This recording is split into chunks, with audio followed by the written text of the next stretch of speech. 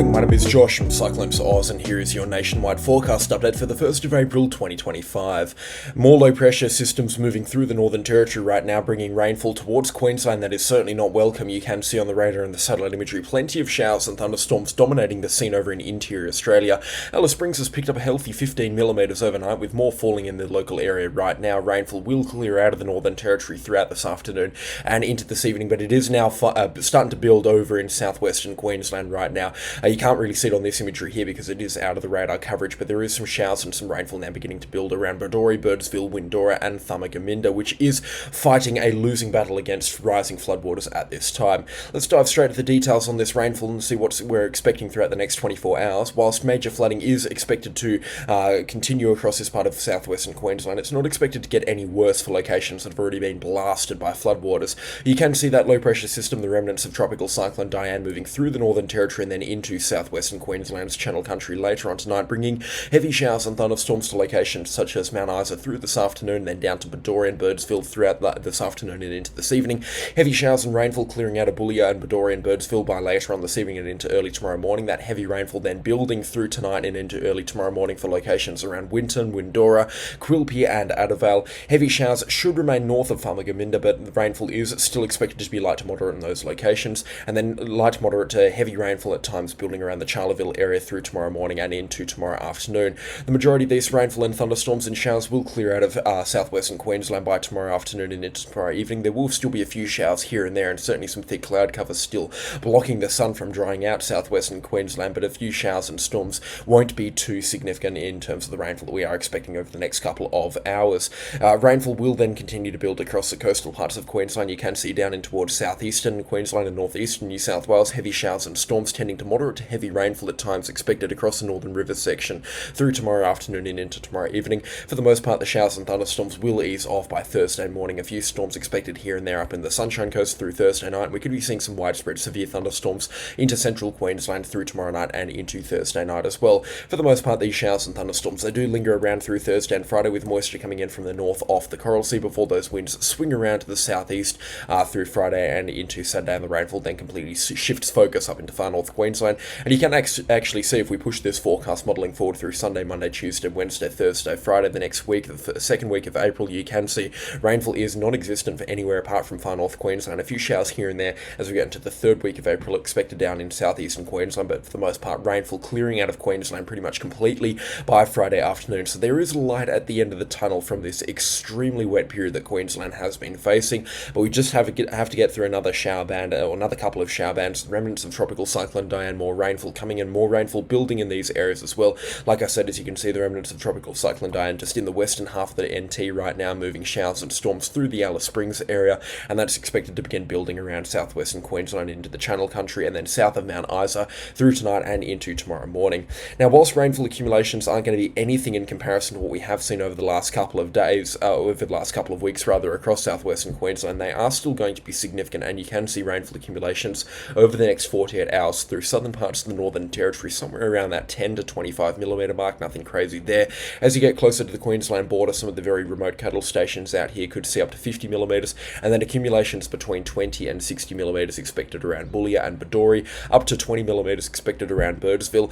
Rainfall accumulations into the Diamantina Lakes and then out towards Windora could be up around that 60 to 70mm mark as well. Longreach and Winton could get about 60 or 70mm of rainfall as well. A lot of thunderstorms expected out in those areas, and then that consistent rainfall building from shower bands will then begin to pipe up around the Charleville and the Roma area through Wednesday, and we could be seeing rainfall accumulations there anywhere between 20 out to about 80mm of rainfall. Higher accumulations are expected down on the New South Wales Queensland border, so locations such as St George, Thallon, Goondiwindi and Wollongara could get anywhere between 50 to 150mm of rainfall. You can see those highest accumulations expected on the mountains north of, I believe it's Glen Innes, just towards the south of Stanthorpe there. Once this rainfall gets jammed up against some of the mountains here, we will likely be seeing some pretty significant rainfall accumulations just the south of Wollongara.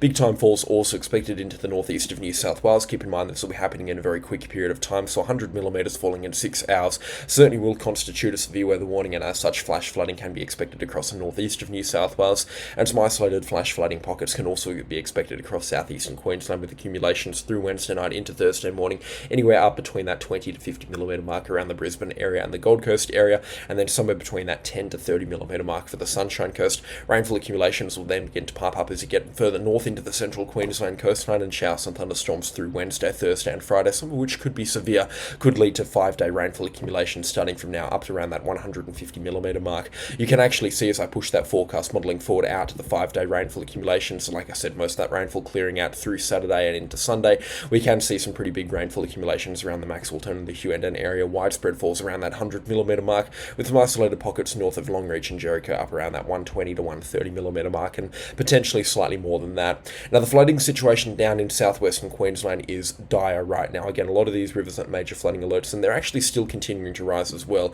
Down at Thumagaminda, they are fighting a losing battle against floodwaters. The town has now been evacuated, and floodwaters there rising quite quickly as well. And with more rainfall expected around the Charleville, the Addervale and the Quilpie area, it just really is a disaster for those locations as well. Now, whilst floodwaters have very likely peaked around the Bullia area, the Windora area, Addervale and Quilpie as well, floodwaters now beginning to very slowly recede or at least hold steady. Same deal with Augathella and Charleville. If we do get some retreats in the water throughout the course of today, the rainfall that is going to come through Wednesday and Thursday is not likely to cause significant jumps into the water levels, and especially because it's going to come through in quite a quick period here. Like I said, a lot of it will happen to fall in and just head off into runoff, but it will take a pretty significant volume of water to raise the water levels beyond what they are right now, and I hope that everybody does know that. Whilst a lot more rainfall is still on the forecast, relatively speaking, for this part of Queensland, it isn't raising alarm bells like the last flood event did. Put it this way, it can't get any worse for southwestern Queensland. The agricultural communities down there are expecting to tally stock losses in the hundreds of thousands. Livelihoods and property has been completely wiped out and just destroyed down in southwestern Queensland, and this is just kicking a man while it's down, this extra rainfall here. And whilst it won't make the situation too much worse in terms of floodwaters, it's just going to prolong the time that these rivers are going to be running at those major flood levels. It's going to prolong the time that some of these communities remain cut off from the rest of Queensland, and it's just going to kind of just really draw out this flood event and prevent the necessary fixing of the... I'm completely boggled on the words right now. There's just such a huge event. Complete the repairs that are necessary down in southwestern Queensland, and the magnitude of the damage will just have to be will just have to wait to be assessed. And unfortunately, it doesn't look like these floodwaters are going to drop on this weekend. They're going to take until at least later on next week to begin finally retreating in a safe manner for people to return down to southwestern Queensland. It just has been all out a disaster of epic proportions down there, and it really is quite saddening to see, very saddening to see. And I do hope that all of Australia gets behind our agricultural communities down in southwestern Queensland. It does happen to them every now and then, but it's never happened to them on this magnitude here, and they're definitely not used to this type of severe weather as well. So my thoughts and feelings, and the whole nation's thoughts and feelings, are down with those in southwestern Queensland at this point in time. Anyways, rainfall on the forecast up in far north Queensland. We do have a few good drops coming in the 5 to 14 day rainfall forecast period. You can see rainfall accumulations up there. Could be around that 200mm mark, which is decent rainfall accumulations up there. Same deal with the Daintree rainforest as well, some relatively decent rainfall accumulations. Like I said, the majority of that falling after this weekend. We are expecting rainfall to then begin to swing around from the southeast, or those winds at least to swing around from the southeast, and as such begin driving rainfall up in a more meaningful pattern up to far north Queensland. They've got a few more days of dry conditions there. Inland communities will pick up a few good thunderstorms, especially through tonight and into tomorrow. We're expecting some severe thunderstorms and potentially some severe weather up there in terms of damaging winds, heavy rainfall and some large hailstones potentially along the Cape York Peninsula. And you can see on the convective forecast models there is actually some pretty decent thunderstorms that are making themselves apparent there on the forecast modelling. So some severe thunderstorms far north Queensland, especially tomorrow night. By the looks of things, it looks like it could get quite wild up there, but for the most part, severe thunderstorms shouldn't be too problematic up in far north Queensland. It certainly is an interesting aspect on the forecast, and certainly something to keep in the back of your head. Rainfall is still going to continue up in far north Queensland. It's not going to be anything crazy, that's for sure. And whilst we do have those northerly winds as well, we're not talking about anything stupid in terms of rainfall that's going to be falling along the central Queensland coastline. Whilst we could be seeing a few good drops here and there under convergence zones from different forecast modelling, the bulk of the rainfall that happened last night, a very good shower band move through central and into southern parts of North Queensland, and some communities that have been parched so far this wet season, such as Rockhampton and Gladstone, they have picked up some much needed rainfall overnight. By the looks of things, the rainfall is not too abundant on the forecast from now on, which for these locations here, they do desperately need a little bit more rainfall, that's for sure. They're certainly short of a few drops of rainfall so far this wet season. Anyways, shifting things out of Queensland at this point in time, I would just like to talk about the Northern Territory briefly, not about Tropical Cyclone Dianne and her remnants moving through there. We've had enough coverage on that, that's for sure. But up into northern parts of the NT, we do have a bit of rainfall coming through into the 14-day forecast period. You can actually see, with another burst in the monsoon expected as the Julian Oscillation returns sometime in mid-April, by the looks of things, you can see rainfall is expected to get quite heavy. Now, I've been talking about places such as Cape Westland and Nullarbor with rainfall accumulations up around that 400mm mark over the next 10 days, and you can actually see that those rainfall accumulations have not only just encompassed those areas but begun expanding as well out towards the Melville Island sort of area. So some really heavy rainfall can be expected into the second and the third week of April by the looks of things, and that is going to be precursor tropical energy for what could become tropical lows that will begin to develop by the looks of things. You can actually see tropical low / tropical cyclone activity expected to develop offshore from the Northern Territory into the second week of April. Just to the south into the Timor Sea, you can see tropical low development start beginning to take place by around the 10th or the 11th of April before quickly skirting off over into the WA waters and the WA area of responsibility. And you can see from the 11th of April out to about Saturday the 12th of April, this then begins tropical cyclone genesis, and we see a tropical cyclone then begin to develop here. Another tropical low will be pretty quick to follow in its wake, so this Julian Oscillation is really going to bring an enhancement into tropical activity, especially from the tropical cyclone front by the looks of things, into the northern waters of the Northern Territory, into the Timor Sea, and then offshore again from the coast of WA. It looks like we're going to be seeing some really healthy tropical cyclone activity by the looks of things, some robust tropical cyclones possible to form, and they will certainly be quite abundant, that's for sure, well offshore from the WA coastline. This one here looking quite healthy. You can actually see between other major forecast modelling, the GFS is also calling for twin tropical cyclones to form offshore from the WA coastline, one of which could actually become quite strong here. You can see this one here offshore from the WA coastline, a little bit closer than what the Eastern Weather forecast is suggesting. Could get up around that Category 2 or Category 3 status, and again, sea temperatures offshore from WA right now are ripe for the picking for these tropical cyclones, especially if they track uncomfortably close to the WA coastline. They're going to have an absolute field day here. Sea temperatures, more resemblance of water you might find in someone's shower or someone's bath, not so much in an ocean. Very warm indeed, plenty of energy available for these tropical cyclones to make the most of. And you can actually see that now it's becoming a little bit shorter range on the forecast modelling here. The GFS now calling for this to occur sometime in the next 10 days. It certainly looks like we have a much better chance and a much higher chance of seeing a tropical cyclone like this. And also considering the congruency between the major forecast modelling as well, keeping this tropical cyclone offshore, I'm becoming a lot more comfortable in saying on my forecasts now that this is eventually going to be the track that a tropical cyclone does take offshore from the WA coastline. It is going to remain offshore from the most part. It could become a moderately strong to quite a strong system of Category 3 proportions or so. It's going to remain out there for a good couple of days before weakening off into the kind of the graveyard or heading down towards the graveyard. But it also doesn't look like communities such as Broome, Port Hedland, Karratha or Exmouth will be at a significant impact at this time.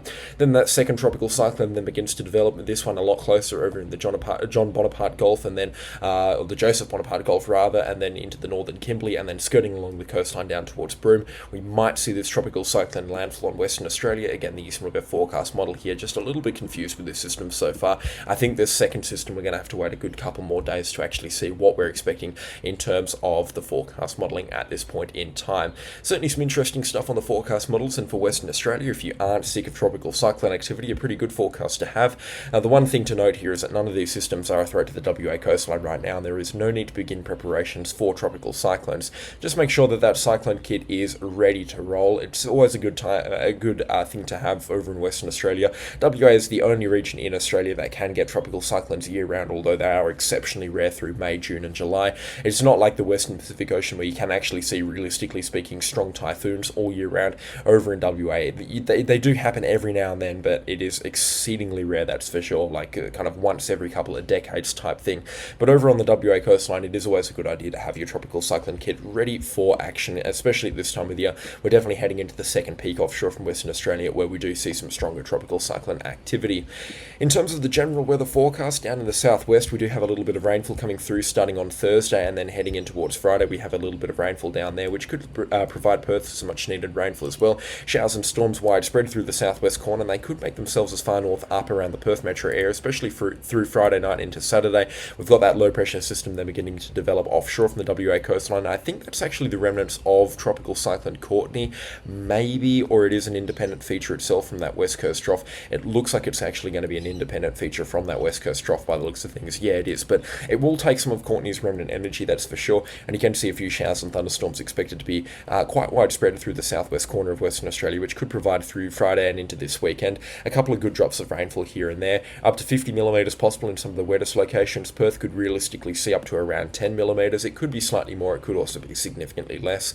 And then those cold fronts look to be piping up. You can see cold front activity coming through on Wednesday and Thursday, the 9th and 10th of April, albeit a very weak one. And then it looks like, again, showers and cold fronts might be pretty close to the southwest corner of Western Australia right through the second and the third week of April. Now, I'm already seeing, and I'm sure a lot of people can testify to this, a lot of these autumn trees now beginning to drop their leaves, and they're dropping them very quickly as well. And that generally is a surefire sign that winter or the wintry weather is only a couple of weeks away. So whilst the long-range forecast is not actually suggesting anything, sometimes our best units of measurement can actually be nature and the trees around the southwest corner of Western Australia. They do always get it right. So again, if we're starting to see trees drop their leaves right now, some rainfall and some colder weather might be just around the corner. Good. Get me away from this heat. I mean, it's absolutely abhorrent down in the southwest of Western Australia. We had our hottest March on record by a wide margin as well, and we're shaping up to have one of our hottest starts to April as well over the next couple of days. Down into South Australia and into Victoria, unfortunately, I'm the bearer of bad news down here. There's no good rainfall on the forecast either, not at least over the next couple of days, and definitely not over the next 15 days either. You can see a few good showers may be possible here and there with cold fronts around the Geelong and the Warrnambool area down in the southern parts of Victoria. Some good rainfall expected for the west coast of Tasmania, but that's stock standard stuff for this time of the year. They're really expecting some good rainfall to pipe up. But across South Australia, unless you're in the teeny tiny southeastern tip around Robe and Mount Gambier, there is no good rainfall to be reporting on the forecast, unfortunately, for those locations. Very, very sad to see and quite heartbreaking as that drought only gets worse across the southern tips of South Australia. You can actually see rainfall accumulations in the 5 to 10 day forecast period are very dry across interior parts of Australia and down in the southern parts as well, with a few showers expected here and there like we just talked about over in WA. But for the Victoria, New South Wales, South Australia and Tasmania, the rainfall is still going to be below average as we start off our wet season down there.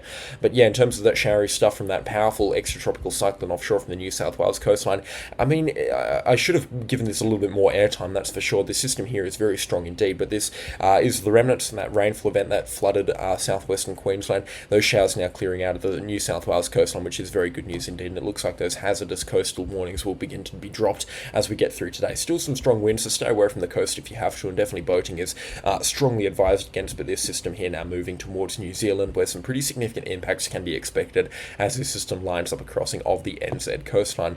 Anyways, that is all from me today. A special shout out, of course, to the channel sponsors. Their names are on screen right now, and again, I could not run the show without them, and their support is much appreciated, so thank you to all of the channel sponsors and to all the new subscribers as well. But that is all from me today. Thank you so much for watching, and I'll catch you all in the next storm. Goodbye.